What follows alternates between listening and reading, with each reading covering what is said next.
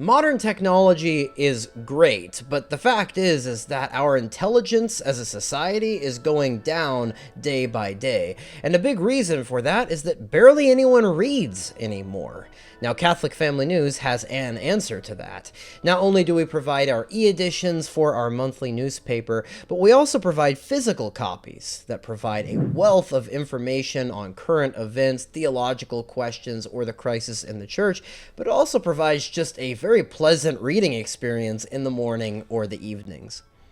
This month has a lot of quality content in the paper, and I'll begin by talking about our editor-in-chief, Brian McCall's article, Principles, Not Priests. Many of you probably know about the Father Rostand controversy that we talked about on a previous weekly news roundup, and Brian does a great job of providing some clarification about this terrible event and implores us to get back to principles rather than putting too much trust in individuals. Carrying on that theme of principles, much of the content in this paper is talking about the principles related to the crisis in the church, specifically how it relates to the Second Vatican Council. Dr. Anthony Stein from Return to Tradition is back with a stellar article covering the problems with Dignitas Infinita, tracing the roots back to the Second Vatican Council. Another great critique of the Council and its reforms is in Professor Raymond Marson's article, who reminds us that the principal error of our time really is modernism, and shows us the problems with it.